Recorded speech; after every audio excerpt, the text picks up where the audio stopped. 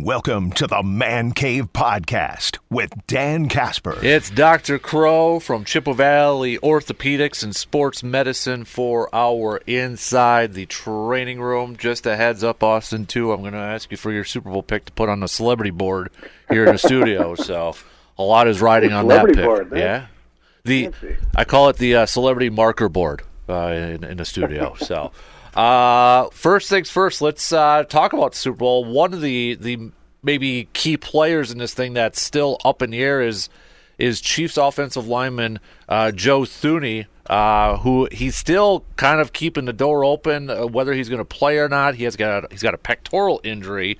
He didn't play in the AFC Championship game, but Andy Reid kind of sounds like it's slim that he's going to play. Joe keeps kind of holding that door open, and I know it's the Super Bowl. But when it comes to a pectoral injury for an offensive lineman, how hard is that for an offensive lineman to go out there, especially a guard, to play through a pectoral injury? Yeah, I mean, they do a lot with that, right? So, I mean, that's one of the main drivers for blocking, getting the kind of space out the defender. So it's going to be very critical to him being able to function at a high level. So with these injuries, it always depends on exactly where it's at. Is it going to be muscle tendon itself? If it was a tendon rupture, he'd be done and need surgery. So this presumably is more of a sprain, or strain, I should say. So, it really is going to depend on his functional level. I think they probably have an idea. Honestly, my guess is they know, and they're just playing the cards close to the chest to see either he's going to be ready to go for sure or he's not. I truly doubt this is going to be a game-time decision because an injury like this is either going to be pretty legit and he's going to be significantly hampered, or he's going to be okay and it's just going to be kind of pain he's playing through. So it really could go either way, but we'll see how they're doing it. If he does somehow go out there and play, is the biggest concern like just strength with that? Would he be able, is that one of the big concerns out there, or could he potentially tear it fully? Well, yeah, if it's in the muscle, no. I mean, it could get worse for sure, but that's not going to be really, in the long term, not a huge deal. So really it's going to be, is he able to play? It'll be strength to pain combo. So if his arm's out there giving out and you're trying to block defensive lineman one-handed, that's not going to go real well. So you'll know pretty quickly if he's being effective out there. And so it is possible he feels like he's ready to go and he re-injures it, and that certainly does happen. I mean, just like a bad hammy, it's another muscle. Same thing can happen, is where you feel okay, and then you load it, and bam, all of a sudden you're not. Mm-hmm. So that is a possibility as well. Yeah, otherwise everybody looks like they're pretty healthy heading into this game too. So that's what we want to see in the Super Bowl, right? All the best players available to play. So absolutely, yeah. The 2-week break really helps them. I mean, obviously there's serious injuries that are season-ending, but a lot of the bumps and scrapes and whatnot, people are able to bounce back in a couple weeks and kind of get healthy. So yeah, you want to see the best product on the field, and that's great to see. Mm-hmm. I want to switch it over to baseball here quickly because Clayton Kershaw is going to be playing again this year. He signed a new contract, but I noticed the other day he said, hopefully July, June, maybe coming there. And I'm like, okay, so what exactly happened to Clayton Kershaw? And I had to go back to November, and I hope I pronounced this correctly. But he apparently had surgery for, is it a glenohumeral ligament and a capsule on his throwing shoulder? So That's can you correct. I pronounced it all right. I get an A for today. Nailed it. So what exactly is the glenohumeral ligaments in his shoulder? Yeah, I actually fixed one of these yesterday, so I'm fresh on this one. Yeah, so basically it's shoulder. So when we hear on athletes a lot on shoulder injuries, one of the common structures is the labrum. So that's basically the ring that kind of runs around the socket. Well, the labrum is also connected to the glenohumeral ligaments, which is really a thickening of the capsule.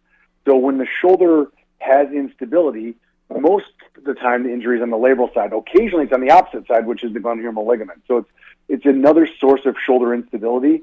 And so it's when an athlete has an injury and their shoulder has an injury to that ligament, again, instead of the labrum, it's basically you just fix the other side. So labrum you're fixing to the glenoid side, and the glenohumeral ligaments go over to the humerus side. So, and as the name implies, glenohumeral, glenoid is socket, humeral is the humeral side, so it's the ligament that connects the two. So you have to make an incision to open the shoulder, but you can sometimes try it arthroscopically, but you're basically tacking those ligaments back to help stabilize the shoulder. So it has to do with shoulder instability and repairing those ligaments in order to impart stability.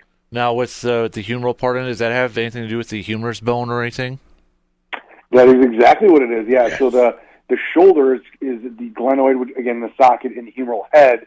So, yep, exactly. So the humerus is the upper arm bone, so that's exactly where it gets its name from. Yeah, right. I got 2 for 2. You get anatomy lessons out here. I know, right? I like this. So I mean, how tough of an injury is this for him to come back from? I mean, does age factor into this? I mean, the fact that he's a pitcher, or is the chances fairly high that he can be back and available to pitch this summer? I'll be honest with you. I mean, the studies done on this are much less than labral injuries. So labral injuries are very common. We see that in throwers. I will say this. Anytime you have surgery on a throwing arm, it always is going to be like a bit of a crapshoot. So, there's going to be an element of we got to see how he does. I will say it's also called a Hagel, humeral avulsion of the glenohumeral ligament. So those Hagel injuries, they do pretty well. So I would be fairly optimistic he's going to be able to get back and play at a high level. But when you say his age, when you look at it in the spectrum of an athlete, he's older, but he's still relatively young. So, I mean, his healing potential is still very high. And let's be honest, he's going to get absolutely the best treatment all the way through. So I think he's got a reasonable chance of coming back at where he was prior to the surgery. But, again, throwers, shoulders, there's no guarantees in that. I can promise you that. So, with difference, because, Clayton Kershaw, they obviously hit with his, and then it says capsule on there too. Brandon Woodruff has an anterior capsule where he had surgery on, and he's already done for this year. Is there a big difference between those two? Well, it depends on what he had done. So, I mean, the capsule, like I said, really the glenohumeral ligaments are just a thickening of the capsule, so it's one continuous structure. So When you think about a joint, they're completely surrounded by a capsule. So in the bottom, in the front and back, we have a thickening of it that we've now dubbed the glenohumeral ligaments. It's just a thickening of the capsule. So they're really the same thing. Now, capsular shifts, which are occasionally done, again, that's another way to address instability. And so I don't know exactly what he had done, because when we talk about the glenohumeral ligaments, we know exactly where we're talking about. Capsule is a little more vague. Honestly, it very well could be a similar injury or surgery, but there's often things that go along with it. So it's difficult to say, but I would still anticipate he should have a good recovery as well. But it's a little less clear because there's a little bit of vagary with exactly where that procedure was done. But, I mean, anterior capsule obviously implies the front of the shoulder. And so it certainly could be, again, one of those Hagel-type lesions. Mm-hmm. Joel Embiid, I know we talked about him last week, and we kind of know now exactly what his injury is. He underwent a knee procedure. I've seen out at least 4 weeks. I've seen 6 to 8 weeks. Is that kind of the typical timeline when it comes to a meniscus surgery recovery time? If it is the quote-unquote trim out, so meniscectomy, yes. So we'll see athletes come back in that month range. Honestly, if the athletes really want to push themselves, they go out faster, but then they run the risk of some swelling and pain. And we all know basketball, they don't try to push them back too quickly just because of the number of games they have in a season. So they'll ease him back in. But it implies, without a doubt, he did not have a repair. So there would be no chance he's coming back if they did a repair. So we know that they had meniscus removed. And if I remember correctly, I believe this is his second surgery in his knee. And so, big men with multiple knee surgeries, you start worrying about the old cartilage stuff going along with it as well.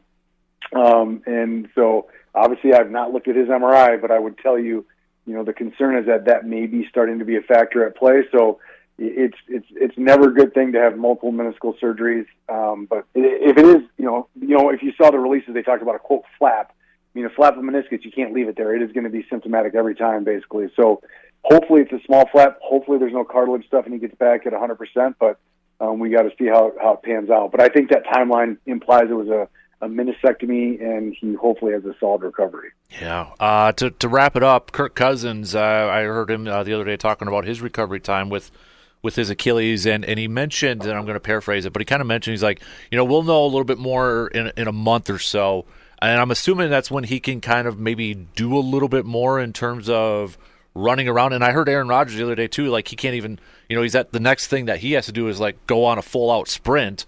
I'm like, dude, you're talking about playing, and you can't even go a full out sprint yet. So With Kirk Cousins and such, when he says, we'll know a little bit more in a month. By the way, that's a wicked scar. I saw that picture on Twitter with his Achilles. Mm-hmm. But is that kind of maybe where he's talking about where he can maybe do some on-field stuff and running around and doing some dropbacks?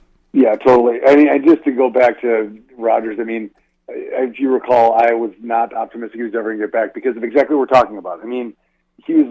I think he was probably talking just out of his rear end. Mm-hmm. I'm sure his surgeon was like, "Aaron, I did not clear you for this." Anyway, so to Kurt, yeah, I mean, that's going to be as we allow athletes to get back. It's a very, very much a stage-wise where, all right, we're going to allow you to do these things, and so he's going to be making progression probably to allow the introduction of explosive movements. And so at that point, you're now looking to see how the integrity of the tendon is, which should be good at this point. And then you got to build up the structure around. So you got to get the muscle back, the other muscles around the ankle, because we shut the whole thing down. You can't selectively shut down just the gastroc, which is what's attached to the Achilles. So you can't just shut that down. So he's going to have to build up the whole leg. So he's going to just see how the leg feels. And that's going to be kind of a big litmus test for how the progression is going. And so, it'd be nice if they can bounce back and feel perfect right away, but they don't, right? They're going to be stiff. They're going to be weak.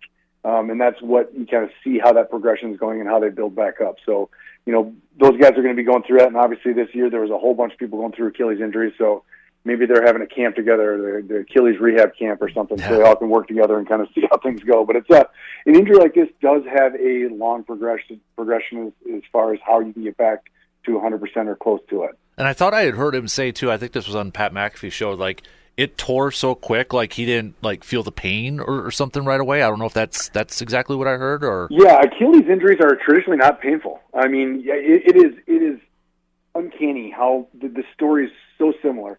People almost inevitably say they're doing a sport. It's a lot of times it's like basketball. It tends to be a lot. So middle-aged men playing basketball, they almost always say they felt like someone kicked them in the back of the leg, and they'll turn around and no one's behind them because it feels like that. So there's like a little snap, and they feel it.